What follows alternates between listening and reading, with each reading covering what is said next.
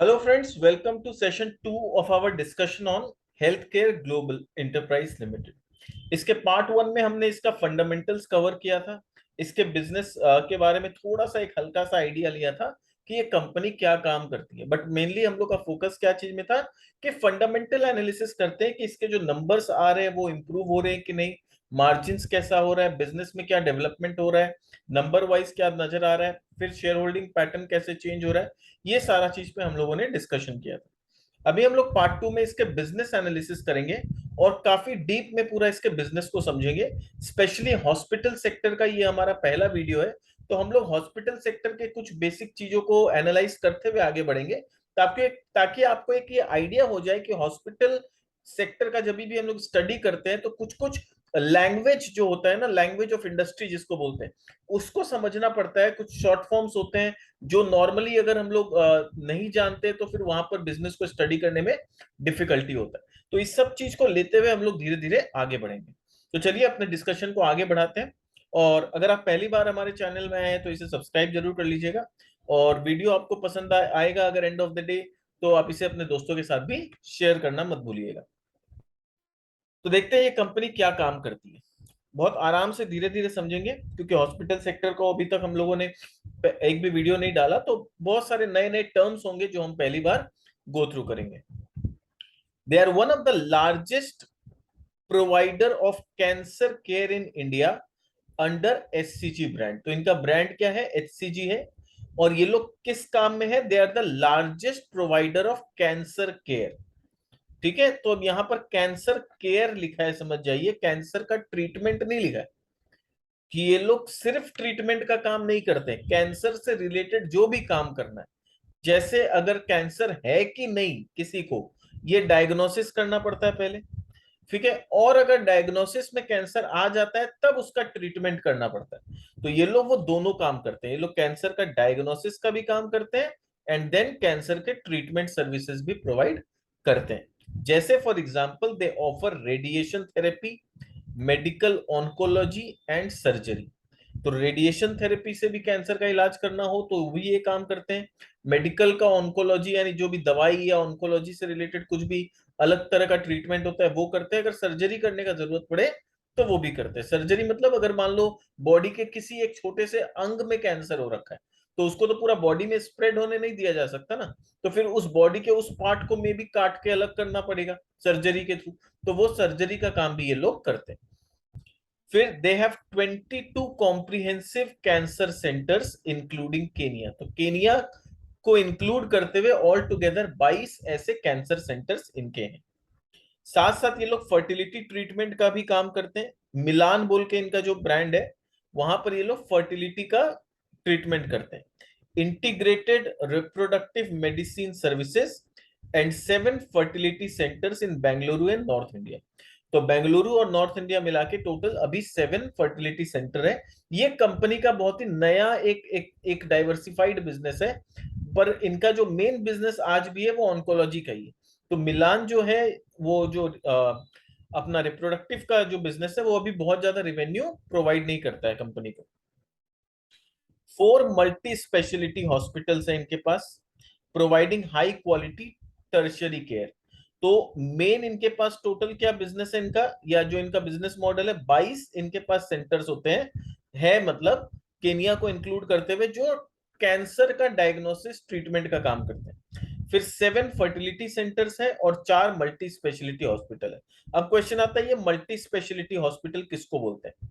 देखिए, जैसे हॉस्पिटल जो होता है ना, इसमें क्या होता है, कोई भी हॉस्पिटल बिजनेस में जो आपका जो मेन काम है वो है बीमारियों का इलाज करना। अब बीमारी बहुत अलग अलग प्रकार का बीमारी होता है। तो वहां पर क्या होता है, उस बीमारी जो अलग अलग प्रकार का बीमारी होता है उसको टेक्निकल लैंग्वेज में बोलते हैं थेरेपी।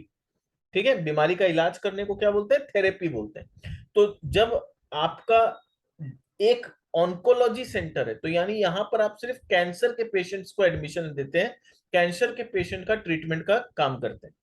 पर जब आप मल्टी स्पेशलिटी हॉस्पिटल होते हैं, तो इसका मतलब यह है कि ये ऐसा हॉस्पिटल है जहां पर एक से ज्यादा बीमारियों का इलाज किया जाता है। तो मल्टी स्पेशलिटी यानी अलग अलग थेरेपी का इलाज किया जाता है। अब हॉस्पिटल में मार्जिन किस में ज्यादा अच्छा होता है? अगर बिजनेस पॉइंट ऑफ व्यू से बात करूं तो प्लीज मेरे वर्ड्स को थोड़ा सा नेगेटिव मत लीजिएगा, क्योंकि क्या एज अ ह्यूमन हम लोग को बहुत तकलीफ होता है जब कोई बीमार होता है, किसी को कैंसर होता है, किसी को कोई दूसरा बीमारी होता है, तो वह एज अ ह्यूमैनिटेरियन ग्राउंड में वे बहुत दुखद घटना है और ऐसा किसी के परिवार में नहीं होना चाहिए। बट क्योंकि यहाँ पर हम लोग एक इन्वेस्टर बन के सोच रहे हैं, एक बिजनेसमैन के पॉइंट ऑफ व्यू से पर्सपेक्टिव से सोच रहे हैं, तो यहाँ पर क्या है, थोड़ा सा कुछ ऐसी कड़वी बातें करनी पड़ेंगी बीमारियों को लेके, जो बिजनेस पॉइंट ऑफ व्यू से देखना होगा हम लोग को, कि बिजनेस हॉस्पिटल के बिजनेस पॉइंट ऑफ व्यू से आगे चल के मतलब क्या चीज ग्रोथ लाएगा। क्योंकि लॉजिकली तो देखिए हॉस्पिटल ऐसा सेक्टर है जहां पर ग्रोथ आना ही नहीं चाहिए, लोग बीमार ना पड़े। दुआ तो यही करते हैं कि किसी के परिवार में बीमारी, इस तरह की भयानक बीमारी ना आए, पर बीमारी नहीं आएगा तो हॉस्पिटल सेक्टर में ग्रोथ नहीं आना चाहिए। बट जो फैक्ट है उससे तो कोई छुप नहीं सकता। तो इनका ये बिजनेस है और हम लोग एक बिजनेस मेंटालिटी से बात करेंगे, तो प्लीज उसको गलत वे में मत लीजिएगा। अगर मेरे एक्सप्लेनेशन में कोई चीज बीमारी को लेके कुछ मतलब वैसा कुछ हो जाए कि भाई बीमारी का ग्रोथ ज्यादा होगा, तो बीमारी का ग्रोथ होना तो खराब है, but from the businessman point of view देखेंगे कि ग्रोथ अगर ज्यादा होगा तो इसके बिजनेस को एनालाइज करेंगे, ठीक है। तो मल्टी स्पेशलिटी में क्या होता है, ये लोग ज्यादा, एक से ज्यादा थेरेपी का इलाज करते हैं। तो एक से ज्यादा थेरेपी का मतलब क्या होता है कि जितना आप कॉम्प्लेक्स थेरेपी का इलाज करते हैं उतना आपका मार्जिन बेटर होता है, उतना आपका प्रॉफिटेबिलिटी बेटर होता है एज अ हॉस्पिटल। तो अगर मेरा खुद का हॉस्पिटल है तो मैं चाहूंगा कि मैं ज्यादा से ज्यादा कॉम्प्लेक्स थेरेपीज में जाऊं। कॉम्प्लेक्स थेरेपी में क्या हो गया, ऑन्कोलॉजी हो गया, इंटरनेशनल पेशेंट्स का इलाज करना हो गया, फिर आपका ऑर्गन ट्रांसप्लांटेशन हो गया। तो ये सब जो ट्रीटमेंट है ना, इसमें बहुत कमाई होता है। तो अगर ऑर्गन ट्रांसप्लांटेशन का आपका हॉस्पिटल ऐसा कोई सर्विस प्रोवाइड कर रहा है, सर्जरी कर रहा है, इंटरनेशनल पेशेंट्स आपके हॉस्पिटल में अगर ज्यादा आ रहे हैं, अगर आपके यहाँ ऑन्कोलॉजी का ज्यादा है, तो यहाँ पर मार्जिन या प्रॉफिटेबिलिटी ज्यादा दिखाई देता है। तो वैसे ये लोग चार multi multi multi speciality hospital in लोगों ने स्टार्ट किया।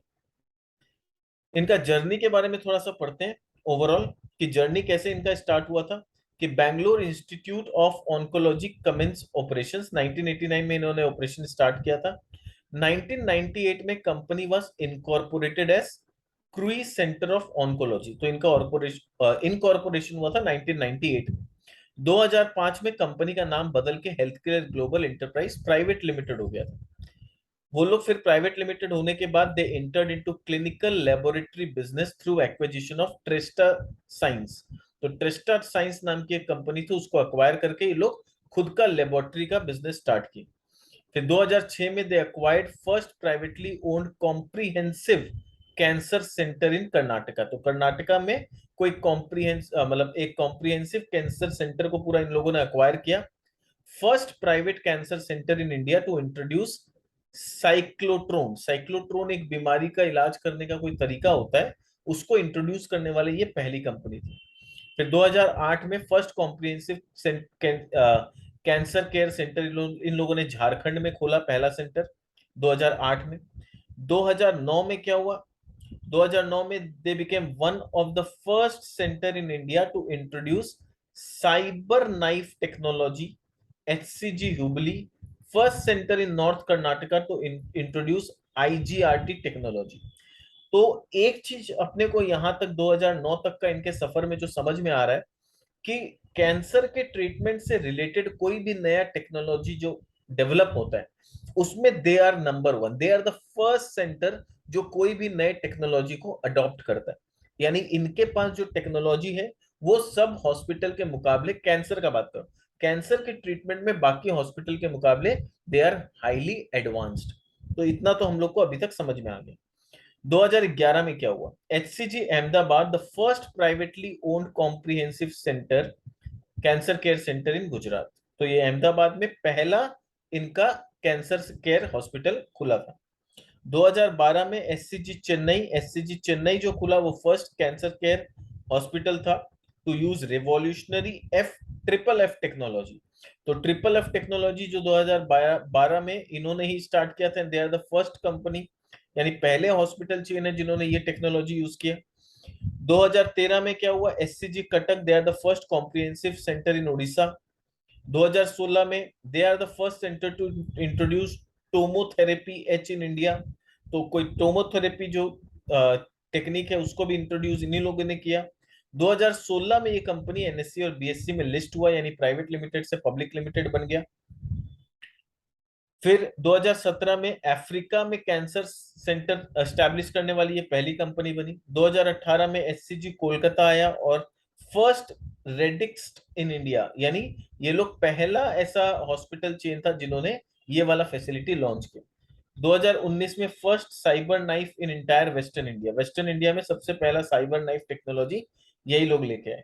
2020 में यूएसडी 150 मिलियन इक्विटी इन्वेस्टमेंट इनको सीवीसी कैपिटल से मिला। First digital PET city in India, तो पहला डिजिटल पेट सिटी जो मशीन है या टेक्नोलॉजी है वो पहली बार इंडिया में आया तो इन्हीं के पास आया। और 2021 में इन लोगों ने अक्वायर किया सुचिरायु नाम की कंपनी को, strand divestment and acquisition of laboratory and clinical trial business. तो इन्होंने laboratory and clinical trial business को अक्वायर किया, जो कि एक्विजिशन ऑफ सुचिरायु नाम की कोई कंपनी को इन्होंने अक्वायर किया। तो ओवरऑल इनका जर्नी से ये समझ में आ रहा है कि ये लोग पूरी तरह से ऑन्कोलॉजी में एकदम इन्वॉल्व है, पूरी तरह से कैंसर को डेडिकेटेड है इनका सारा टेक्नोलॉजी। और कैंसर से रिलेटेड कुछ भी नया टेक्नोलॉजी अगर आता है मार्केट में या ग्लोबल लेवल पे, सबसे पहले इंडिया में इंप्लीमेंट करने वाली कंपनी ये है। तो यानी कैंसर के इलाज में इससे अच्छी कंपनी कोई अभी तक तो समझ में नहीं आ रही। एग्जीक्यूशन फोकस का बात करें तो they have a laser sharp focus on leadership in oncology, यानी ऑन्कोलॉजी के मामले में ये लोग किसी को नहीं आगे बढ़ने देने वाले। ये लोग का एकदम लेजर शार्प फोकस है कि ऑन्कोलॉजी बिजनेस में हम लोग के टक्कर में कोई नहीं आ सकता। डिलीवर मार्जिन इंप्रूवमेंट, ये लोग मार्जिन दिन पे दिन इंप्रूव कर रहे हैं, कैश फ्लो जनरेट कर रहे हैं और स्ट्रॉन्ग रिटर्न ऑन कैपिटल ये लोग कमाना चाह रहे हैं। Invest towards building scale and sustainable competitive advantage, और ये लोग अपने इंडस्ट्री में ऑन्कोलॉजी के डिपार्टमेंट में अपना एक कॉम्पिटिटिव एडवांटेज डेवलप करना चाहते हैं। तो लीडरशिप जो ये लोग अक्वायर करना चाहते हैं मार्केट में, वो कैसे करेंगे? ये लोग पेनिट्रेट की regions through organic and inorganic opportunities. तो लीडरशिप जो हासिल करना चाहते हैं, जो इनका पहला टारगेट है, उसके लिए ये लोग ऑर्गेनिक एंड इनऑर्गेनिक अपॉर्चुनिटीज को तलाशते रहते हैं और उसके थ्रू ये लोग नए नए रीजन्स में इंटर करते हैं। Now what is organic and what is inorganic? Organic का मतलब होता है अपना खुद का एक हॉस्पिटल लगाओ, एक जमीन खरीदो, हॉस्पिटल बनाओ, उसको डेवलप करो पूरा, that is organic growth. Inorganic growth का मतलब है कोई छोटी कंपनी है उसको आप खरीद लो, अक्वायर कर लो, तो वो बोलते हैं इनऑर्गेनिक ग्रोथ। यानी आप एक्विजिशंस या मर्जर्स के थ्रू अपने बिजनेस को ग्रो करना चाहते हैं, नॉर्मल ऑर्गेनिक रूट से आप ग्रो नहीं कर रहे। ट्रांसफॉर्म, अब यहाँ पर जो मार्जिन इंप्रूवमेंट ये लोग करना चाहते हैं और strong return on capital create करना चाहते हैं, वो कैसे करेंगे? मैनेजमेंट क्या बोल रहा है? They want to transform the process of and outcome with technology, digital and data resource, यानी टेक्नोलॉजी और भी एडवांस्ड करेंगे, डिजिटल रिसोर्सेज को यूज करेंगे, डिजिटल डेटा के रिसोर्सेज को यूज करके वहां से आउटकम जनरेट करने का कोशिश करेंगे, जिससे इनका मार्जिन इंप्रूवमेंट होगा, कैश फ्लो बेटर होगा और रिटर्न ऑन कैपिटल बेटर होगा। सस्टेनेबल कॉम्पिटिटिव एडवांटेज ये लोग क्रिएट करना चाहते हैं, उसके लिए they want to do disciplined capital allocation strategy to drive long term value creation for stakeholders. Key investments इन लोगों ने क्या क्या अभी तक किया? सो फेवरेबल इंडस्ट्री डायनामिक्स क्यों है? क्योंकि oncology is growing faster than market, यानी ये बोल रहे हैं कि क्यों हम लोग को इस कंपनी में इन्वेस्ट करना चाहिए। तो पहला कारण है कि इंडस्ट्री का जो डायनामिक्स है वो फेवरेबल है। अब यहाँ पर सुन के तो बहुत दुखद घटना है कि इंडिया में या इंडिया के बाहर जो भी है कैंसर का पेशेंट्स के नंबर बढ़ते जा रहे हैं, ये कोई खुशी का बात नहीं है और मुझे भी ये बोलने में कोई खुशी नहीं हो रही है।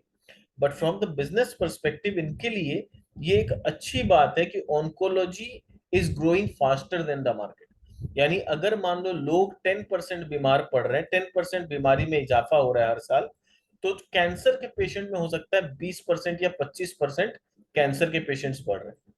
तो ये चीज जो बता रहा है इसके हिसाब से लोग बोल रहे हैं, इस नंबर के हिसाब से, कि ऑन्कोलॉजी में जो ग्रोथ है वो मार्केट से ज्यादा फास्ट है। और ऑन्कोलॉजी में ग्रोथ का बेनिफिट सबसे ज्यादा किसको मिलेगा? इनको मिलेगा, because they are number 1 market position in 12 cities. Strong team इनके पास है, मार्केट शेयर होल्डर्स है इनके पास, प्रोफेशनल मैनेजमेंट है और कॉम्पिटेंट बोर्ड है जो बिजनेस को बहुत अच्छा से मैनेज कर सकती है। अच्छे अच्छे की इन्वेस्टमेंट इन लोगों ने किए हैं फॉर एक्सपेंशन, और जितना भी एक्सपेंशन इनका चल रहा था वो सारे कैपेसिटी ऑलमोस्ट अब कंप्लीट हो चुके हैं। तो यानी एक्सपेंशन में अब फर्दर इनका कोई खर्चा ज्यादा नहीं होगा, और जो कैपेसिटी चल रहा था वो कंप्लीट हो गया, तो वहां से भी अब रेवेन्यू आना और प्रॉफिट आना चालू हो जाएगा। क्वालिटी का बात करें तो ये बोल रहे हैं हम लोग के पास बेस्ट ऑफ इंफ्रास्ट्रक्चर है, टेक्नोलॉजी है, टैलेंट है, यानी डॉक्टर्स का टीम बहुत अच्छा है। Focused independent comprehensive cancer centres है, तो इनके पास जो भी कैंसर सेंटर्स है वो पूरी तरह से इंडिपेंडेंट है। कॉम्प्रिहेंसिव है, यानी पूरी तरह से कैंसर को डिवोटेड है। ठीक है, और ट्रैक रिकॉर्ड इनका जो रहा है काफी कंसिस्टेंट ग्रोथ ऑफ रेवेन्यू और प्रॉफिट का ट्रैक रिकॉर्ड रहा है। अब देखते हैं ऑन्कोलॉजी का इंडिया में पूरा इंडस्ट्री का क्या सिचुएशन है। तो incidence across the country, under reporting of cancer in India. Under reporting of cancer का मतलब estimated incidence of cancer in 2015 का रिकॉर्ड है यहाँ पर, और ये मिलियंस में। तो अंडर रिपोर्टिंग का मतलब ये बोल रहा है कि अफ्रीका में 0.9 मिलियन लोग अंडर रिपोर्टेड। अंडर रिपोर्टेड मतलब इनको कैंसर है, पर शायद ये लोग अपना डायग्नोसिस नहीं कराए हैं, तो इनको खुद को नहीं पता है। इंडिया का बात करें तो 1.1 मिलियन लोग ऐसे हैं जो अंडर रिपोर्टेड। ठीक है, और इंडिया रियल मतलब यहां पर बोलना चाह रहा है कि 1.1 ऑफिशियली ऐसा बोला जा रहा है कि अंडर रिपोर्टेड है, बट अगर रियल नंबर्स को हम लोग देखें तो उससे भी ज्यादा 1.6 से 2.2 मिलियन लोग हैं जो अंडर रिपोर्टेड है, जिनको कैंसर है बट उन लोगों ने डायग्नोसिस नहीं कराया, तो उनको खुद को नहीं पता कि उनको कैंसर है। चाइना में ये नंबर सबसे ज्यादा है, 3.4 मिलियन। यूएसए में भी इट इज अराउंड 1.7 मिलियन। तो यानी ओवरऑल ग्लोबल लेवल पे भी देखें तो कैंसर एक ऐसा बीमारी है जिसका रिपोर्टिंग बहुत अंडर रिपोर्टेड है। लोग रिपोर्ट ही नहीं कराते हैं कि इनको ऐसा कोई तकलीफ है। Under diagnosis of cancer in India, तो अंडर डायग्नोसिस का बात करें तो यहाँ पर आप देख सकते हो तीन तरह का यहाँ पर कैंसर का बात हो रहा है। नॉर्मली महिलाओं में ये बीमारी होता है ब्रेस्ट कैंसर का, फिर सर्विकल कैंसर है and head and neck cancer है। तो सर्विकल कैंसर में अगर अंडर डायग्नोसिस का बात करें तो इंडिया में 43%। ठीक है, यूएसए में 62% है। ठीक है, तो यहाँ पर जो नंबर्स है इससे अपने को क्या समझ में आ रहा है कि ये देखिए, अब ध्यान से पढ़िए कि ये नंबर्स एक्चुअली ये बता क्या रहा है। Cancer diagnosis is early stage. Early stage मतलब अगर किसी को ब्रेस्ट कैंसर है तो अर्ली स्टेज में यूएसए में 62% लोगों का डायग्नोसिस हो जाता है, यूके में 81% लोगों का डायग्नोसिस हो जाता है, चाइना में 72% लोगों का अर्ली स्टेज में पकड़ में आ जाता है, इंडिया में सिर्फ 43% लोगों का अर्ली स्टेज में पकड़ आता है, क्योंकि लोग डायग्नोसिस कराते ही नहीं। हम लोग खुद जानते हैं कि हम लोग कितना प्रोक्रेस्टिनेट करते हैं अपने बीमारी को लेके। ठीक है, 2 दिन में ठीक हो जाएगा, फिर देखते हैं, जाएंगे। तो ये इंडिया में होता है। अब यूके में आप देखो 81% लोग अर्ली स्टेज में डायग्नोसिस हो जाते हैं। अब इसके पीछे एक कारण और भी है कि यूके में आपका मेडिकल इलाज जो है ना, वहां के सिटीजन्स के लिए, वहां के नागरिक के लिए पूरा फ्री है। तो this all plays a very important role ना। जब लोगों को इलाज मुफ्त में मिल रहा है तो क्या है, जरा सा भी कुछ होता है तो वो लोग तुरंत डायग्नोसिस करा लेते हैं। इंडिया में हम लोग को पता है कि नथिंग इज फ्री, तो यहाँ पर लोग थोड़ा सा टालते रहते हैं। सिमिलरली अगर सर्विकल कैंसर का आप बात करो तो चाइना में देखो 91% लोग अर्ली स्टेजेस में पकड़ में आ जाता है, यूके में 70%, यूएसए में 71%, पर इंडिया में सिर्फ 10% लोगों को समझ में आता है कि उनको cervical cancer. Head and neck cancer का भी बात करें तो इंडिया में सबसे कम है। यानी अर्ली स्टेज में डायग्नोसिस कराने वाले इंडिया में सबसे पुअर कंडीशन है, इंडिया में डायग्नोसिस सबसे खराब लेवल पे है। इंडिया में बोल रहे हैं कि द इंसिडेंस जो है कैंसर का इंडिया में बढ़ के 2 मिलियन केसेस हो जाएगा बाई FY24। तो ये खतरनाक साइन है कि इंडिया में 2 मिलियन 20 लाख लोग कैंसर से पीड़ित हो जाएंगे। ठीक है, तो अभी यहां पर दिख रहा है FY16 में वुमन 50%, मेन 50%, FY19 में भी 50-50% है, और ये नंबर्स बढ़ के 1592,000 हो गया, यानी 15,92,000 हो गया। और यहाँ पर FY24 तक बोला जा रहा है ये 19,75,000 के आसपास, करीब करीब 20 लाख लोग हो जाएंगे जो कैंसर से पीड़ित होंगे। की ड्राइवर्स क्या ऐसा है जो बिजनेस पॉइंट ऑफ व्यू से एक अपॉर्चुनिटी क्रिएट करता है कि जो ऑन्कोलॉजी में है उनके लिए एक बड़ा अपॉर्चुनिटी। सबसे पहला, demographic changes. Incidences of increase in aging population of greater than 50 years to increase to 262 millions. तो ये बोल रहा है कि 262 मिलियंस लोग ग्रेटर देन 50 हो जाएंगे, और ज्यादातर कैंसर पेशेंट्स को अगर आप देखोगे तो 50 के बियॉन्ड जो एज होता है ना, उसके बाद लोग कैंसर से पीड़ित जनरली नजर आते हैं। Exposure to risk factor, tobacco का यूज दिन पे दिन बढ़ते जा रहा है, एल्कोहल का कंजम्पशन दिन पे दिन बढ़ते जा रहा है, use of processed food and air pollution is expected to increase. तो वहां पर कितना लोगों एक्स्ट्रा नए नए केसेस आने का चांसेस है? 3,50,000 से 4,50,000 केसेस नए नए आएंगे कैंसर के, only because of these factors कि लोग टोबैको यूज करते हैं, एल्कोहल का कंजम्पशन करता है। एल्कोहल का कंजम्पशन तो आज के यंगस्टर के लिए इट्स लाइक अ फैशन कि कहीं पर गए हैं तो अल्कोहल इज मस्ट, बट उनको समझना पड़ेगा कि it is so dangerous for health. फिर प्रोसेस्ड फूड तो हम लोग बहुत ज्यादा खाते हैं, पैकेज्ड फूड जो होता है that is also not very good. फिर एयर पॉल्यूशन दिन पे दिन बढ़ते जा रहा है। फिर डायग्नोसिस का जो गैप है, डायग्नोसिस का गैप होने की वजह से क्या हो रहा है, अर्ली स्टेजेस में पकड़ में नहीं आएगा, तो जब स्टेज 2 या स्टेज 3 में जाएगा उस समय पकड़ में आएगा, तो उस समय पूरा सर्जरी वर्जरी पूरा भयंकर इलाज होगा, बड़ा वाला इलाज होगा, तो वहां पर हॉस्पिटल्स लोगों के लिए तो बड़ा कमाई होगा। अर्ली स्टेज में पकड़ में आ जाएगा तो कहाँ कमाई होगा इनके लिए, पर नहीं पकड़ में आएगा तब इनके लिए ज्यादा कमाई होगा। तो ये लोग तो चाहते हैं कि अर्ली स्टेज में डायग्नोसिस नहीं हो, तो उसके लिए ये लोग बोल रहे थे हम लोग के लिए की ड्राइवर्स होगा। तो बोलने के लिए तो बहुत खराब लग रहा है कि किस तरह से हम लोग बात कर रहे हैं, बट बिजनेसमैन लोग ऐसे ही बात करते हैं, उनको अपना प्रॉफिट से मतलब होता है। तो लोग बोल रहे हैं कि की ड्राइवर है क्योंकि लोग यहाँ पर अपना डायग्नोसिस नहीं कराते। फिर अभी इंडिया में इंफ्रास्ट्रक्चर जो है वो काफी इनएडुकेट है, तो they are one of the company जिनके पास लेटेस्ट ऑफ इंफ्रास्ट्रक्चर है ऑन्कोलॉजी का इलाज करने के लिए। ठीक है, तो कितना पीईटी सीटी जो मशीन्स है जिससे एक्चुअली डायग्नोसिस या ट्रीटमेंट किया जाता है कितना है, उसमें आप देखोगे इंडिया में सिर्फ 110 है। 110 पर मिलियन इंसिडेंस, यानी 1 मिलियन के पीछे 110 मशीन है। चाइना में 137 है, यूके में 200 है, और यूएसए में 1238, यानी सबसे ज्यादा जो है वो यूएसए में। ठीक है, फिर अवेलेबिलिटी ऑफ लिंकेंस यहाँ पर आप देख सकते हैं नंबर्स की, ये बेसिकली इंफ्रास्ट्रक्चर का बात कर रहा है, और घुमा फिरा के बोलने का मतलब ये है कि यूएस में सबसे ज्यादा है और इंडिया में जो इंफ्रास्ट्रक्चर है वो सबसे कमजोर या सबसे कम है। This is ultimately what they are trying to say. Clinical milestones आप चाहे तो पॉज करके पढ़ लीजिए, माइलस्टोन्स में मैं नहीं इतना डीपली जा रहा हूँ, अपने इस डिस्कशन को आगे बढ़ाते हैं। अच्छा, अब यहां पर देखिए कि कैंसर केयर नेटवर्क का इनके पास कितना बड़ा नेटवर्क है। तो इनके पास जो एससीजी नेटवर्क में जो इनके पास टोटल बेड कैपेसिटी है, जब भी अपने हॉस्पिटल का किसी भी हॉस्पिटल का अपना एनालिसिस करते हैं तो ये पैरामीटर्स देखना बहुत जरूरी होता है, क्योंकि ये पहला वीडियो है, मैं आपको डिटेल में थोड़ा सा बता रहा हूँ कि क्या क्या चीज हम लोग देखते हैं। सबसे पहले देखते हैं कि उनका बेड का कैपेसिटी कितना है। देखिए अल्टीमेटली इनको जो पैसा आने वाला है किस बेसिस पे आने वाला है, जितना बेड्स होगा इनके पास, है ना। आप सोचो फॉर एग्जाम्पल हॉस्पिटल को अगर नहीं, एक बार स्कूल के पॉइंट ऑफ व्यू, स्कूल के पास जो इनकम आता है फीस से आता है, और फीस क्या होता है, टोटल कलेक्शन किससे आता है, नंबर ऑफ स्टूडेंट्स। तो नंबर ऑफ स्टूडेंट्स किस पे डिपेंड करेगा कि आपके पास जो बिल्डिंग है वो कितना बड़ा है, उसमें कितने सारे रूम्स है, और रूम्स में कितने सारे बेंचेस अवेलेबल है। तो जितने ज्यादा रूम और जितने ज्यादा बेंचेस होंगे उतने ज्यादा आप स्टूडेंट्स का एडमिशन ले पाओगे, और जितना ज्यादा एडमिशन ले पाएंगे उतना ज्यादा ही आपका इनकम होता है। स्कूल में ऐसा ही होता है। सेम धंधा जो होता है, सेम लॉजिक जो बैठता है वो होटल इंडस्ट्री में आप चल जाओ या आप हॉस्पिटल में चल जाओ।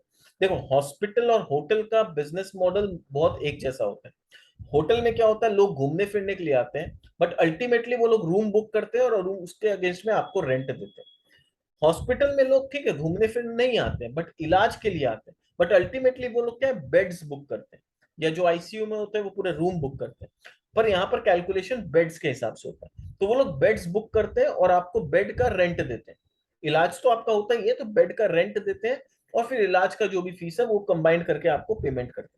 तो डिपेंड करेगा आप कितना पेशेंट का एडमिशन ले सकते हो। तो कितना पेशेंट का आप एडमिशन ले सकते हो वो डिपेंड करेगा आपके बेड कैपेसिटी कितना है, यानी आपके हॉस्पिटल में कितना बेड रखने का जगह है। बेड कितना है वो बात का बात है, पर कितना बेड रखने का जगह है, that is the first thing. दूसरा, आपके पास नंबर ऑफ डॉक्टर्स उतने हैं कि नहीं। आपने बेड तो बढ़ा लिया, पर बेड बढ़ा लिया पर आपके पास उतने डॉक्टर्स नहीं है, तो इलाज करेगा कौन। ठीक है, तो ये सब दो तीन चीज दिमाग में रखना होगा। तो यहाँ पर क्या है, इनके पास 1979 बेड रखने का कैपेसिटी है, ये कैपेसिटी है, इतना ये लोग रख सकते हैं। पर इनके पास अभी जो ऑपरेशनल बेड्स हैं वो कितना है, 1737 है, यानी जो इनको इनकम आता है वो ये 1737 पेशेंट का एक बार में मैक्सिमम एडमिशन ये लोग पूरा नेटवर्क में ले सकते हैं। ठीक है, उतना एडमिशन लेके वहां से पैसा कमा सकते हैं। 31 लीनियर एक्सीलरेटर्स हैं इनके पास, 17 पीसी पेट सिटी स्कैनर्स हैं, 300 प्लस ऑन्कोलॉजिस्ट है। ऑन्कोलॉजिस्ट मतलब डॉक्टर्स हैं, ठीक है, जो लोग ऑन्कोलॉजी का इलाज कर सकते हैं। तो इनका आप देखो 1700 बेड है और 300 डॉक्टर है। तो कहीं ना कहीं पर डॉक्टर कितना हो गया, 6। यानी एक डॉक्टर 6 बेड्स को या 6 पेशेंट को अटेंड कर रहे हैं। तो ये रेशियो बहुत इंपॉर्टेंट होता है, और ये जितना कम हो उतना क्वालिटी अच्छा माना जाता है। तो यहाँ पर क्या है, एक डॉक्टर 6 अलग अलग पेशेंट को देख रहा है, तो दैट इज ओके कि एक डॉक्टर एक दिन में 6 पेशेंट को देख सकता है। अगर मान लो ये 6 के जगह कोई हॉस्पिटल में आपको देखने मिला कि एक डॉक्टर 25-30 पेशेंट को हैंडल कर रहा है, तो आप समझ जाओ फिर क्वालिटी इतना अच्छा नहीं हो पाएगा अगर एक डॉक्टर 25-25 30-30 पेशेंट को हैंडल कर रहा है। हाँ, अनटिल अनलेस आपके पास फिर आर्टिफिशियल टेक्नोलॉजी, आर्टिफिशियल इंटेलिजेंस का टेक्नोलॉजी है, तो फिर कम डॉक्टर से काम चल जाएगा। पर अभी उतना इंडिया डेवलप नहीं किया है कि एआई का फैसिलिटी इतना ज्यादा इंडिया में कहीं भी है। तो आपको ये रेशियो देखना जरूरी होता है हॉस्पिटल में कि कितने ऑपरेशनल बेड्स है और उसके अगेंस्ट में आपके पास डॉक्टर कितने। तो वो रेशियो से पता चलता है कि आप कितना अच्छा क्वालिटी दे पाओगे अपने इलाज में, यानी डॉक्टर कितना कंसेंट्रेट कर पाएगा। फिर इनके पास 80 ऑपरेशन थिएटर्स हैं, यानी कल को अगर पेशेंट का ऑपरेशन करना पड़ा, सर्जरी करना पड़ा, तो इनके पास 80 ऐसे ऑपरेशन थिएटर्स में।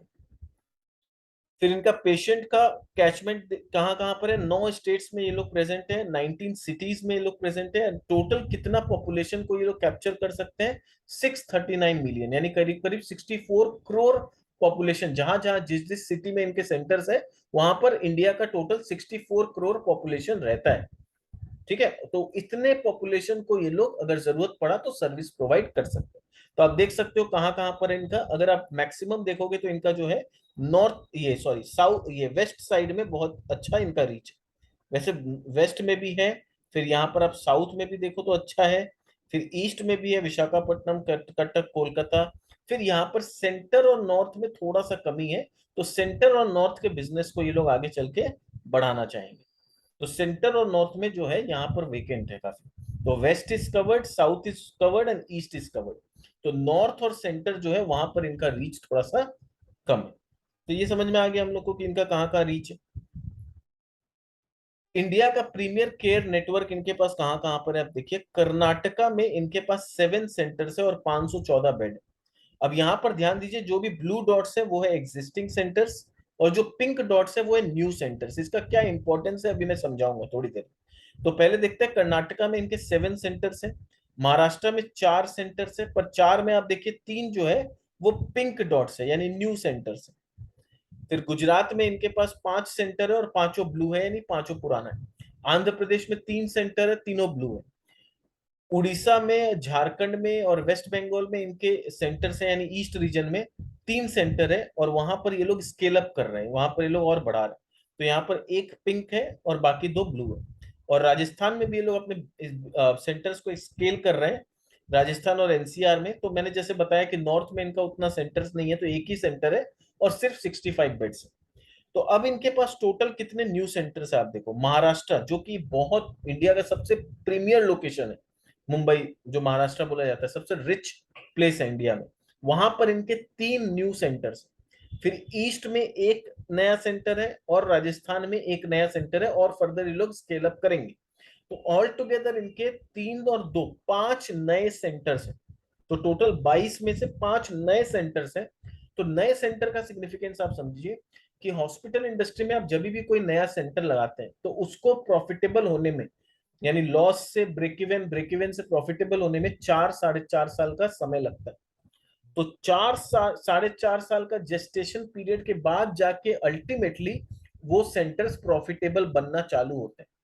तो इनके साथ इंटरेस्टिंग ये है कि ये सारे सेंटर, जो भी नए सेंटर्स मैं बोल रहा हूँ, इनको करीब करीब 3-4 साल हो चुका है स्टार्ट हुए, और अब ये लोग धीरे धीरे प्रॉफिटेबल हो रहे हैं। तो ये जब कंपनी में आता है ना, हॉस्पिटल में स्पेशली, कि न्यू सेंटर से आप प्रॉफिटेबल होने लग रहा है, वहां से एक बहुत बड़ा जे करवाता है आपके बिजनेस के प्रॉफिट में। क्योंकि अभी तक क्या है, ओल्ड सेंटर्स जो है वो तो प्रॉफिट कमा रहे हैं, पर न्यू सेंटर्स में आपको लॉस हो रहा है। तो जिसके वजह से आपका प्रॉफिट में जो ग्रोथ होना चाहिए वो उतना ग्रोथ हो नहीं पा रहा है, वो फ्लैट दिख रहा है। पर जब न्यू वाले लोग भी कंट्रीब्यूट करने लगते हैं, तब अचानक से आपके प्रॉफिट में ऐसा जे करवा जाता है। तो यहां तक तो क्या हो रहा था कि भाई पुराना वाला कमा रहा है पर नया वाला लॉस कर रहा है।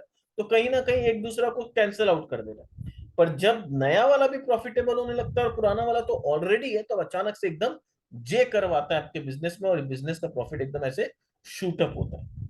ठीक है, तो यहां पर यही इंटरेस्टिंग डेवलपमेंट जो देखने मिल रहा है कि नए नए सेंटर से प्रॉफिट आ रहा है। कहां आ रहा है वो भी हम लोग आगे देखते हैं स्लाइड्स में। कॉम्प्रिहेंसिव कैंसर सेंटर्स आप देख लो कहां पर कितना बेड है, तो ऑल टुगेदर 1073 बेड्स यहाँ पर है।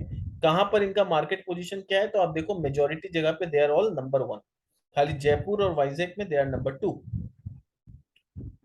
over 60% of the population has access to less than 30% hospital beds. तो यहाँ पर ये बोल रहा है कि इंडिया में हेल्थ केयर मार्केट में बहुत बड़ा अपॉर्चुनिटी है, क्योंकि 60% ऑफ द पॉपुलेशन के पास ही एक्सेस है, और वो एक्सेस भी 30% से कम है, और बाकी 40 के पास तो एक्सेस ही नहीं। ठीक है, तो ये सब बहुत दिक्कत है इंडिया में हेल्थ केयर फैसिलिटी या हेल्थ केयर इंफ्रास्ट्रक्चर के ऊपर। इंडिया में कभी भी आज तक बहुत सीरियसली काम हुआ ही नहीं। Scale of operation and infrastructure का बात करें, तो नंबर ऑफ कॉम्प्रिहेंसिव सेंटर्स, कितने कैंसर सेंटर्स इंडिया में हैं, तो उसमें आप देखो एचसीजी के पास सबसे ज्यादा 21 सेंटर्स हैं। उसके बाद अपोलो के पास 11 है, मैक्स के पास 5 है, फोर्टिस के पास 8 है, नारायणा हृदयालय के पास 6, ओमेगा के पास 6, अमेरिकन ऑन्को के पास 10, फिर यहाँ पर मणिपाल के पास 5, किम्स के पास एक ही है, और एस्टरडीएम के पास 2। तो यहाँ पर ऑन्कोलॉजी में दे आर लीडर, यानी सबसे ज्यादा कैपेसिटी अगर सेंटर किसी के पास है तो वो इन्हीं के पास है। बिजनेस फोकस का बात करें तो रिवेन्यू कंट्रीब्यूशन ऑन्कोलॉजी से किसका कितना रिवेन्यू आता है, तो एचसीजी का 82% ऑफ द रिवेन्यू खाली ऑन्कोलॉजी से आता है, मैक्स का 22% आता है, एनएच का 13%, अपोलो का 11%, फोर्टीन का 10%। तो यानी ये लोग कहीं भी स्टैंड ही नहीं करते हैं टोटल रिवेन्यू कंट्रीब्यूशन में ऑन्कोलॉजी की। किसके सामने, एचसीजी ग्लोबल के सामने दे डोंट स्टैंड। सेंटर का अगर मैं बात करूं, ग्रोथ रिवेन्यू का आप बात करो, रिवेन्यू आप देखो कि ये रिवेन्यूज जो है यहाँ पर देख सकते हैं 1890, आई थिंक ये मिलियंस होना चाहिए। तो इतना रिवेन्यू से बढ़ते बढ़ते आज 2979 पे आ चुका है। और न्यू सेंटर्स का बात करें तो न्यू सेंटर्स में 479 का रिवेन्यू हुआ करता था, जो आज के डेट में बढ़ते बढ़ते 929 का हो गया। तो ये मिलियन है कि क्या, एक बार चेक कर लेते हैं।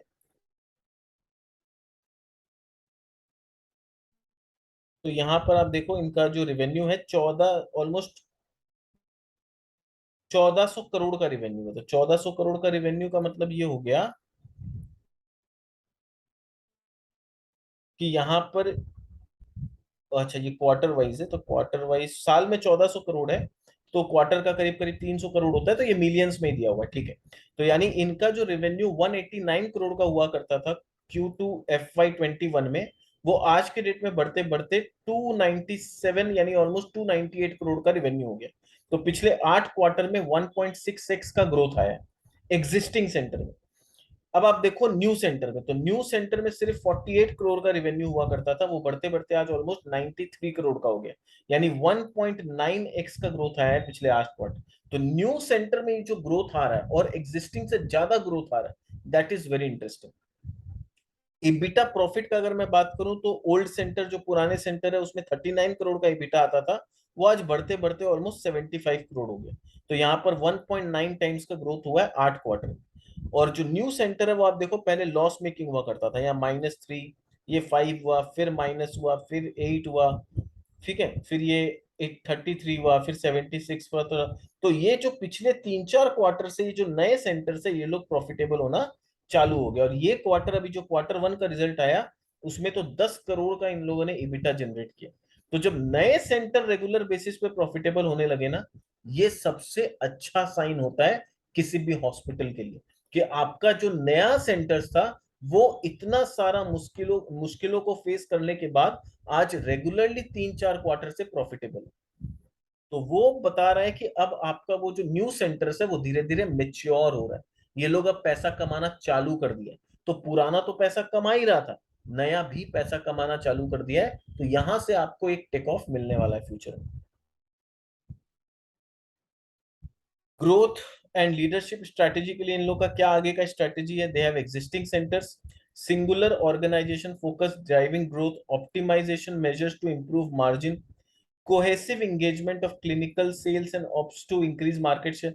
ये सब तो ठीक है, ये लोग ऑल टुगेदर क्या बोलना चाह रहे हैं कि एग्जिस्टिंग सेंटर में हम लोग अपना फोकस बढ़ाएंगे, ग्रोथ लाएंगे, नया सेंटर्स में ये लोग अपने ऑपरेशन को स्टेबलाइज करेंगे और वहां से स्ट्रॉन्ग रैंप अप करेंगे। Clinical engagement to bring the best talent, ये न्यू सेंटर में अब क्योंकि प्रॉफिटेबल हो रहा है तो लोग कोशिश करेंगे बेस्ट ऑफ टैलेंट वहां लेके आए, और एक क्वालिटी जो इनका एग्जिस्टिंग सेंटर्स में जो क्वालिटी का स्टैंडर्ड है, बेंचमार्क है, उसको न्यू सेंटर्स में भी लेके आए।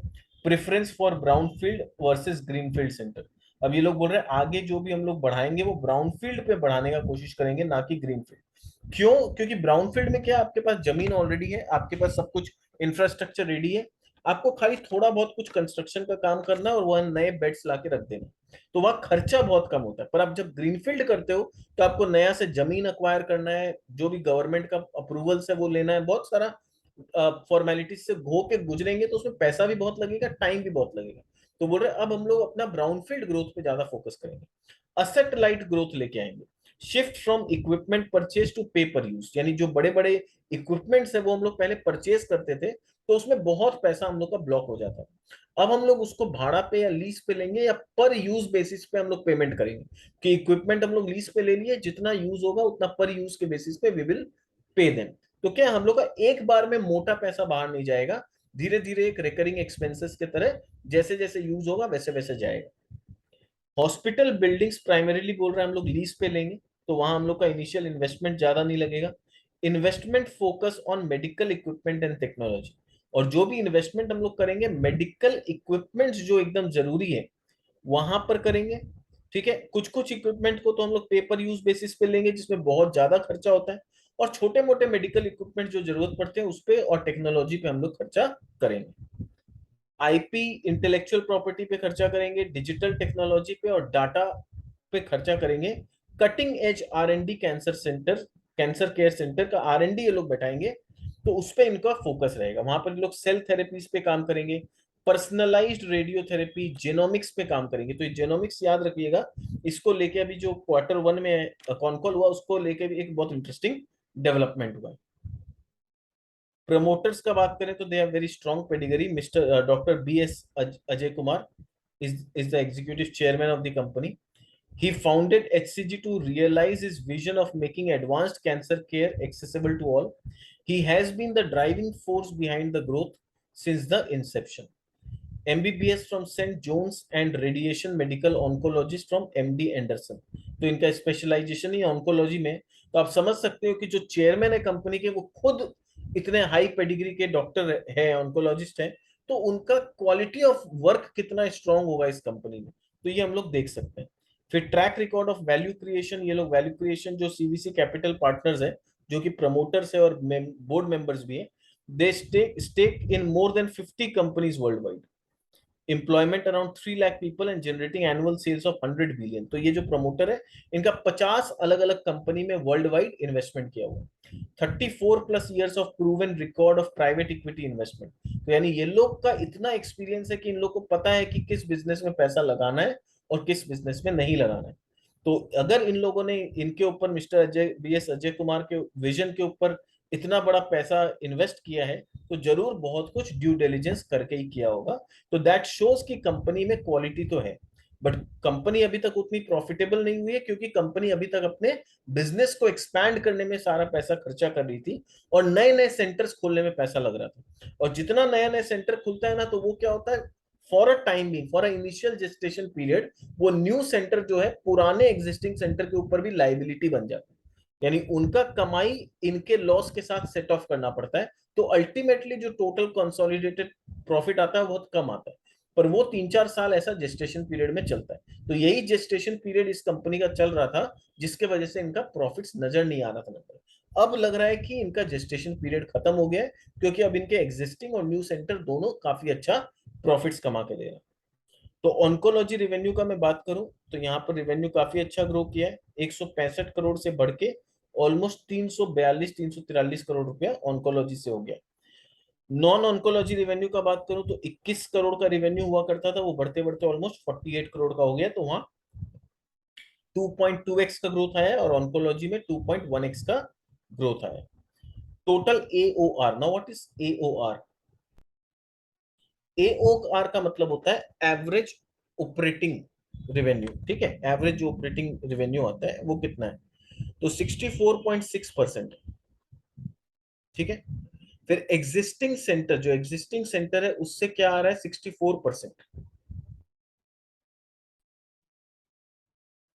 तो यहां पर हम लोगों ने क्या देखा कि टोटल एओआर का जो परसेंटेज है that is 64.6%। Now what is AOR, AOR का बेसिकली मतलब होता है ऑक्यूपेंसी रेट, यानी कितना परसेंटेज, जैसे हम लोग सिनेमा हॉल में जाते हैं तो अगर सारे सीट्स टिकट्स बिक जाए, सारे सीट्स फुल हो जाए तो बोलते हैं ना हाउसफुल। हाउसफुल का मतलब क्या होता है, 100% ऑक्यूपेंसी। तो अगर यहाँ पर 100 के जगह 60 सीट्स का खाली टिकट बिका तो वो हो गया 60% ऑक्यूपेंसी। तो ओवरऑल इनका जो कंसोलिडेटेड बेस पे जो ऑक्यूपेंसी रेट है वो 64.6% है।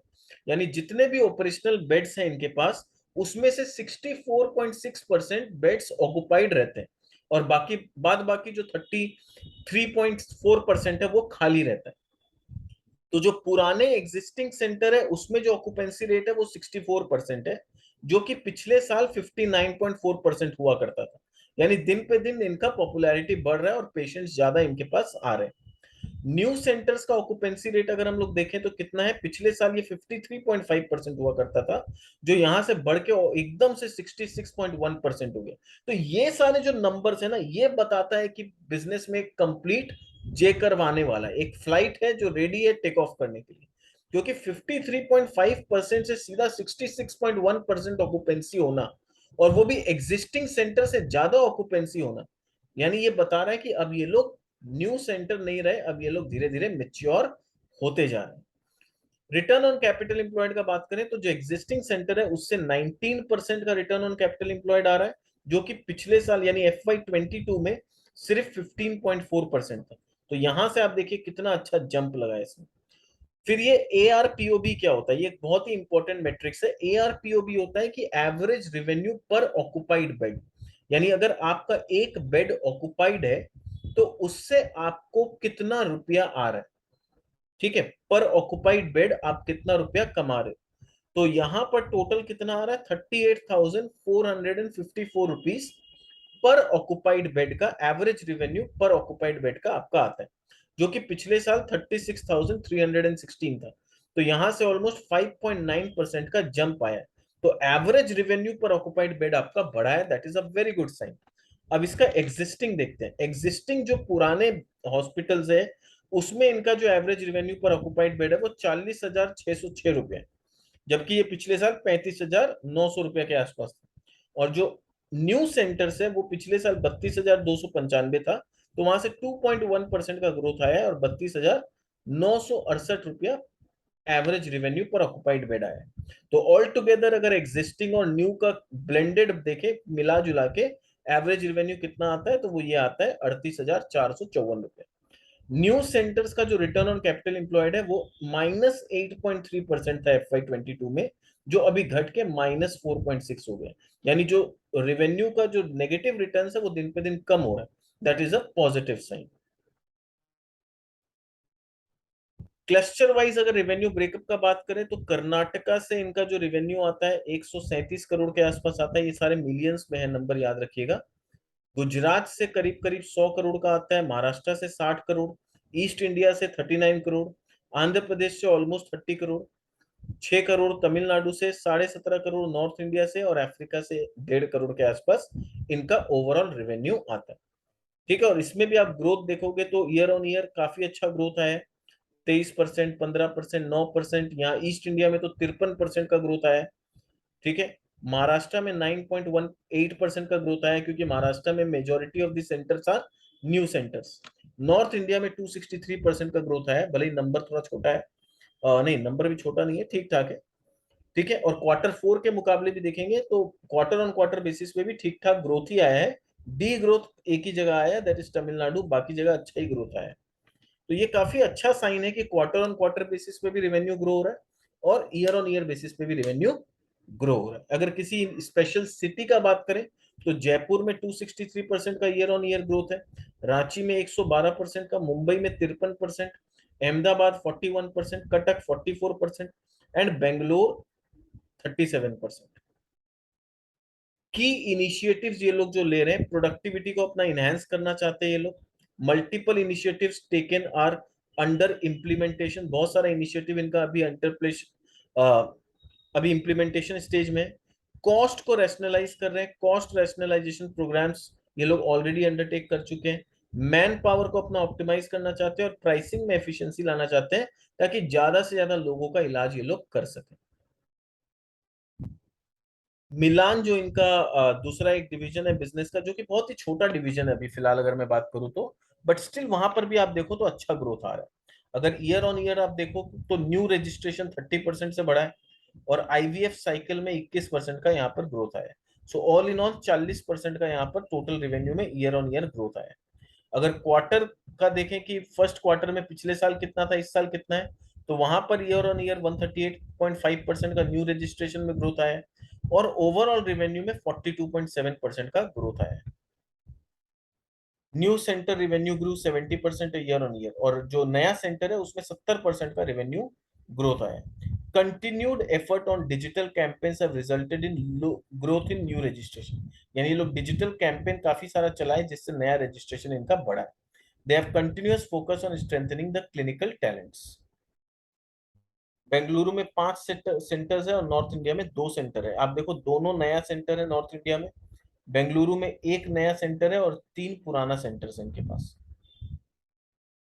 कैपिटल एक्सपेंडिचर का बात करते हैं तो एचसीजी का जो एग्जिस्टिंग सेंटर्स है फॉर 3 मंथ एंडिंग 30 जून 2022, कितना मिलियन, 122 मिलियन, यानी करीब करीब 12 करोड़ का इन लोगों ने खर्चा किया है। FY22 में इन लोगों ने ऑलमोस्ट 46 करोड़ का खर्चा किया था। न्यू सेंटर के पीछे 24 करोड़ का खर्चा किया था पिछले साल पूरा, और अभी 4 करोड़ का खर्चा किया। टोटल केपेक्स जो इस क्वार्टर में 3 मंथ एंडिंग में हुआ है 16 करोड़ का हुआ है, जबकि FY22 में ये 70 करोड़ का खर्चा हो गया था। डेट का बात करें तो इनके पास जो डेट है आज के डेट में 30 जून 2022 को 351 करोड़ का डेट है। फिर अदर डेट्स है, वेंडर फाइनेंस है, सब मिला जुला के और कैश और ये सबको माइनस करके नेट डेट जो है 191 करोड़ का नेट डेट। कैपिटल लीज पे जो लिया हुआ है अकॉर्डिंग टू AS 116, तो उसको भी अभी दिखाना पड़ता है, तो 499 करोड़ का वहां पर है। तो 690 crore total including lease. Lease को अगर जोड़ दें तो 690 का एक तरह से लाइबिलिटी है इनका। ऑनगोइंग केपेक्स कहाँ चल रहा है इनका, 2 ही जगह चल रहा है, यानी मेजोरिटी जगह इनका केपेक्स खत्म हो चुका है। तो अहमदाबाद में फेज 2 चल रहा है, जहां 70 मिलियन ऑलरेडी इन लोगों ने खर्चा कर दिया है, और आगे 146 मिलियन यानी 14.5 करोड़ रुपया और एक्सपेक्टेड है कि इस साल खर्चा होगा। जो रिमेनिंग 9 मंथ्स है जून के बाद, वहां 14 करोड़ रुपया खर्चा होगा। FY24 जो होगा उसमें पूरा में 63.5 करोड़ खर्चा होगा। तो टोटल प्लांट केपेक्स जो है वो 85 करोड़ का प्लांट केपेक्स है, और ये ऑपरेशन में कब से आ जाएगा, Q1 FY25 से। व्हाइट फील्ड एक्सटेंशन जो बेंगलोर में हो रहा है उसमें all together plant capex 25 crore का है, जिसमें FY24 में 20 करोड़ का खर्चा होगा। अभी ऑलरेडी 1 करोड़ का खर्चा हो चुका है, 4 करोड़ इस 9 महीना में और होगा। तो मेन मेन देखा जाए तो केपेक्स इनका बहुत ज्यादा नहीं है, जितना केपेक्स इन्हें करना था कर लिया। अब ये जो छोटा मोटा केपेक्स बचा है वही रहेगा। तो की टेक अवेज ओवरऑल पूरा डिस्कशन से क्या पता चला कि ब्रांड इनके पास ऑन्कोलॉजी में बहुत अच्छा है, इनका वाइड स्प्रेड नेटवर्क है इंफ्रास्ट्रक्चर में, इंश्योरेंस में इनका पेनिट्रेशन जो बढ़ रहा है वो इनके लिए पॉजिटिव है, क्योंकि जितना लोग मेडिक्लेम करवाएंगे उतना ज्यादा वो लोग जल्दी इलाज के लिए आएंगे, और इलाज करवाएंगे अपना तो इनके लिए बेटर है। टेक्नोलॉजी दिन पे दिन इंप्रूव हो रहा है, तो ये लोग बहुत अच्छा से इलाज कर सकते हैं। ऑन्कोलॉजी का बीमारी दिन पे दिन बढ़ रहा है, तो वहां पर ग्रोथ है, तो इनके लिए बिजनेस पोटेंशियल है। फिर फाइनेंशियल प्रूडेंस लोगों में, like financial prudence with CBC coming on board, यानी जो सीबीसी इनके लिए जो प्रमोटर है वो बोर्ड पे आता है, और उनको तो बिजनेस का बहुत अच्छा आइडिया है, तो फाइनेंस का इनको पूरा एक्सपर्टाइज उनके थ्रू मिल जाता है। और पोस्ट कोविड क्या हुआ है, लोगों का ट्रीटमेंट्स और इलाज में काफी ज्यादा अवेयरनेस बढ़ा है, तो लोग अब अपने हेल्थ के साथ बहुत ज्यादा रिस्क नहीं लेते। कॉनकॉल में इन्होंने 2-3 इंपॉर्टेंट डेवलपमेंट बताया, इस पे आपका ध्यान दिलाना चाहूंगा। रिसेंटली मैनेजमेंट बोल रहा है we have acquired a next generation sequence in genomics. यानी जेनोमिक्स क्या होता है, एक जीनोम होता है, और उस नए जीनोम के ऊपर ये लोग रिसर्च करते हैं कि हम लोग क्या नया तरीका से कैंसर का इलाज कर सकते हैं। यानी अभी जो तरीका चल रहा है वो तो ठीक है, बट उससे कोई बेटर तरीका और हो सकता है कि नहीं, उस पर रिसर्च करने के लिए इनको जीनोम चाहिए। तो इन्होंने नेक्स्ट जनरेशन सीक्वेंस का जीनोमिक्स अक्वायर किया है, जिसके ऊपर ये लोग फर्दर रिसर्च कर सकते हैं। तो वही बोल रहा है, which is a sequencer of high end and in process of acquiring circulating tumour cell platform. These additions are already enhancing our capabilities, physician diagnosis, leading to early detection of not only cancer, but also early detection of recurrent cancer and genomic guided therapy. यानी ये जो ये लोग research कर रहे हैं, इससे इनका क्वालिटी तो इंप्रूव होगा, और ये लोग बोल रहे हैं कि इससे हम लोग बहुत अर्ली डिटेक्ट कर पाएंगे, सिर्फ कैंसर का बीमारी नहीं, but also early detection of recurrent cancer. यानी जिनको कैंसर इलाज होता है, फिर कुछ समय बाद बॉडी में कैंसर फैल जाता है, फिर इलाज होता है, थेरेपी होता है, रेडियोथेरेपी होता है, जो भी कीमो फीमो करना होता है, फिर बॉडी में। तो ये जो रिकरिंग कैंसर है उसको भी ये लोग पहले ही डिटेक्ट कर पाएंगे कि ये रिकरिंग कैंसर है कि एक नॉर्मल वन टाइम कैंसर है, और उसके अकॉर्डिंग वैसा एक गाइडेड थेरेपी निकाल पाएंगे, यानी उसका रिसर्च कर पाएंगे। फिर इन एडिशन ये लोग बोल रहे हैं, we have introduced enterprise risk packs in collaboration with Siemens for first time in this country। तो पहली बार इस कंट्री में Siemens के साथ इन्होंने कोलैबोरेशन किया है फॉर एआई बेस्ड फिजिशियंस। तो एआई बेस्ड फिजिशियंस में इन लोगों ने कोलैबोरेशन किया है। एआई मतलब आर्टिफिशियल इंटेलिजेंस बेस्ड फिजिशियंस होंगे ये लोग। इमेजिंग, इमेजिंग का मतलब होता है जैसे एक्सरे मशीन होता है, फिर एमआरआई मशीन होता है, तो आपके बॉडी के अंदर का पार्ट में क्या है वो पूरा दिख जाता है। एमआरआई स्कैन क्या होता है, आपके बॉडी के अंदर का ऑर्गन्स पूरा दिखता है कि कैसे फंक्शन कर रहा है, तो उस टेक्नोलॉजी को इमेजिंग बोलते हैं। तो यहाँ पर ये लोग आर्टिफिशियल इंटेलिजेंस बेस्ड प्रोसेस से इमेजिंग का टेक्नोलॉजी को इनहेंस कर रहे हैं। उससे इनका फायदा क्या होगा, इमेजिंग टेक्नोलॉजी जितना इनहेंस होगा उतना इनका रिसर्च कैपेबिलिटीज इंप्रूव होगा, and this will improve our effect on patient outcome. और जितना अच्छा इनका रिसर्च होगा, जितना अच्छा थेरेपी ये लोग डेवलप कर पाएंगे, पेशेंट का जो रिजल्ट है वो उतना बेटर आएगा, उतने ज्यादा पेशेंट्स को ये लोग अच्छा से इलाज कर पाएंगे, रिकवर कर पाएंगे। तो इनका गुडविल बढ़ेगा, गुडविल बढ़ेगा तो ये लोग ज्यादा चार्ज कर पाएंगे, सिंपल। फिर further HCG is introducing first of its kind in country and AI enabled adaptive radiotherapy in our center of excellence। तो artificial intelligence based adaptive radiotherapy ये लोग पहली बार अपने बेंगलुरु सेंटर में स्टार्ट कर रहे हैं, और एचसीजी ऐसा करने वाली इंडिया की एकमात्र सबसे पहली company, which will again make difference in how we precisely treat cancer patient. तो इससे भी काफी डिफरेंस क्रिएट होगा कि हम लोग कैंसर पेशेंट को ट्रीट कैसे करते हैं। यानी नए नए टेक्नोलॉजी को लाने में, नया नया जेनोमिक्स पर रिसर्च करने में दे आर एक्सपर्ट। और ये सारा अगर सक्सेसफुल हो गया ना, तो इनका बहुत अच्छा प्रॉफिट आगे चल के होगा। इंटरनेशनल पेशेंट्स को लेके उन्होंने बोला कि प्री कोविड पीरियड में बेंगलोर खाली ऐसा जगह था, ऐसा डेस्टिनेशन था जहां पर इंटरनेशनल पेशेंट्स आया करते थे।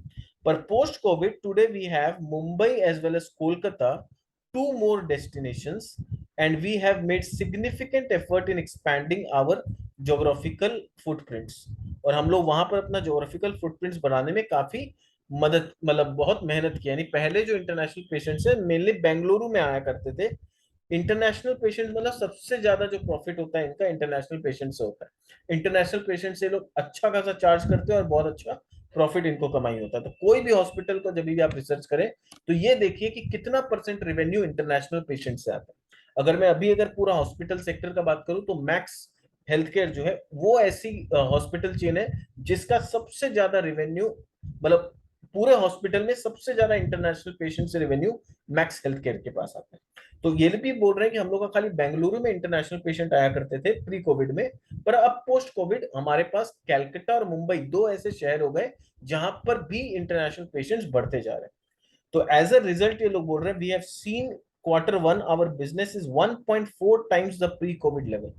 तो प्री कोविड लेवल में अगर 100 पेशेंट इंटरनेशनल आया करते थे तो अभी 140 पेशेंट आ रहे हैं, ये वो बोलना चाह रहे हैं। And I think today at HCG level our international business is about 4%। तो आज के डेट में टोटल रेवेन्यू में इनका इंटरनेशनल बिजनेस कितना है, 4% का। अगर मैक्स का मैं बात करूं तो करीब करीब 11 से 12% का इनका रेवेन्यू इंटरनेशनल पेशेंट का। I need to check, I am not very fact, मतलब फैक्ट बहुत ज्यादा एक्यूरेट नहीं होगा, बट जहां तक मुझे एक आइडिया है, मैक्स का शायद 11-12% इंटरनेशनल पेशेंट से आता है। तो इनका अभी अच्छा होने के बाद 4% रेवेन्यू आ रहा है, और आगे जितना इंटरनेशनल पेशेंट्स इनका बढ़ेगा उतना ज्यादा इनका रेवेन्यू भी बढ़ेगा। तो ये सारा कुछ हम लोगों ने डिस्कशन किया। पार्ट 1 में हम लोगों ने फंडामेंटल्स को डिस्कस किया था। आज पार्ट 2 में हम लोग डिस्कस कर रहे हैं पूरे बिजनेस को। पूरा बिजनेस को हमने समझा, काफी डिटेल में धीरे धीरे समझा, ताकि आपको हॉस्पिटल सेक्टर का पूरा आइडिया हो जाए कि क्या क्या पैरामीटर्स को देखते हैं, किस तरह से इसको स्टडी करते हैं। तो सब कुछ स्टडी करने के बाद अब मेरे हिसाब से कंपनी का फेयर वैल्यूएशन क्या हो सकता है। तो अभी कंपनी का जो रेवेन्यू है 1395 करोड़ है।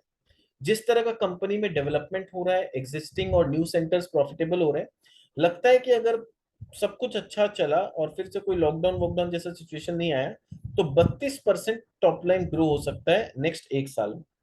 और 17% का अगर ये लोग इबिटा मार्जिन मेंटेन कर सकते हैं, तो इसका प्राइस 564 रुपया तक ऊपर जा सकता है नेक्स्ट 1 ईयर में। ठीक है, 1 ईयर मतलब FY23 नहीं, today we are in September 23, September 22, I am talking till September 23, आज से, या फिर मान लो जुलाई अगस्त, 1 साल का टाइम फ्रेम अगर ले, तो अगर सब कुछ बहुत अच्छा चला तो 564 तक ये प्राइस जा सकता है।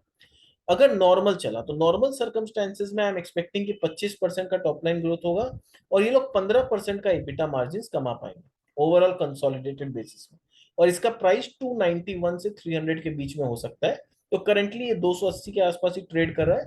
तो कहीं ना कहीं बहुत ज्यादा अपसाइड अभी यहाँ पर फिलहाल ऐसा नहीं दिख रहा, बट डेवलपमेंट देखना होगा। मार्केट में इनका रिजल्ट्स Q2 का कैसा आता है उसके बेसिस पे भी डिसाइड होगा।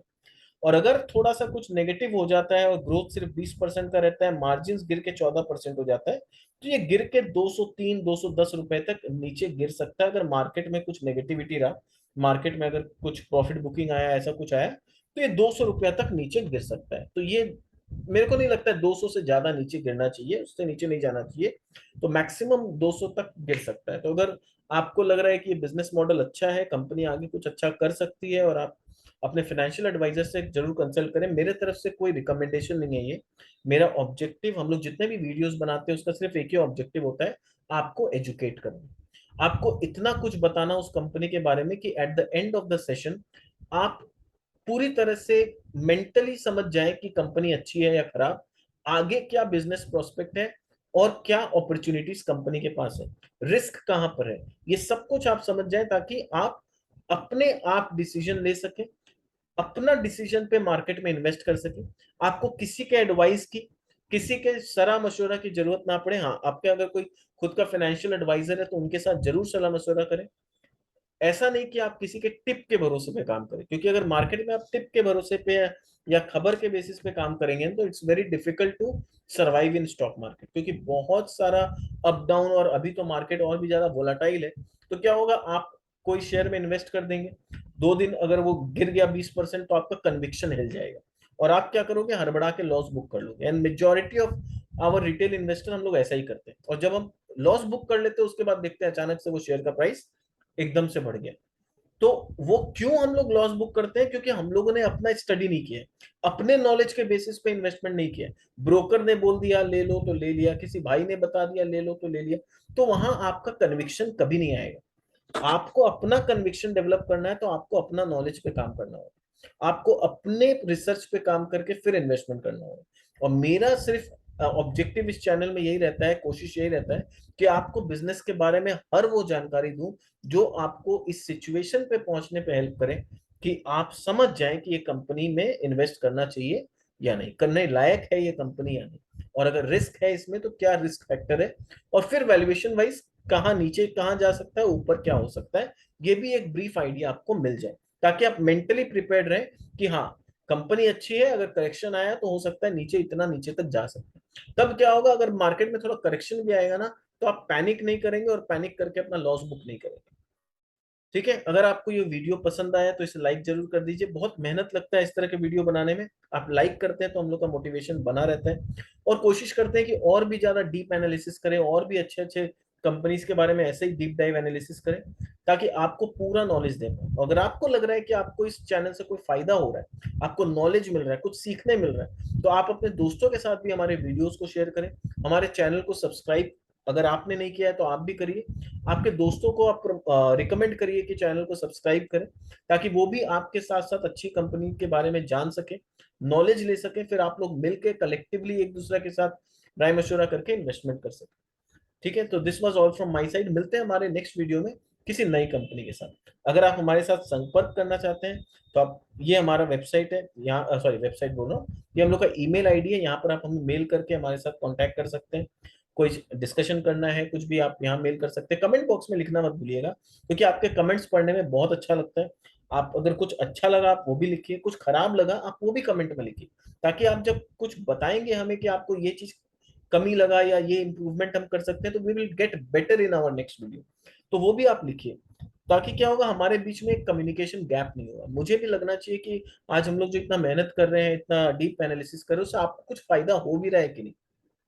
क्योंकि अगर इतना मेहनत करने से आपको अगर कोई फायदा नहीं है, तो फिर तो इस चैनल का जो ऑब्जेक्टिव है वो फुलफिल ही नहीं हो रहा है ना। फिर क्या फर्क है कि मैं इतना डीप एनालिसिस करूं या सिर्फ 5 मिनट का एक छोटा सा वीडियो बना दूं। It doesn't make any difference अगर आपको कोई फायदा नहीं हो रहा है इस वीडियो से।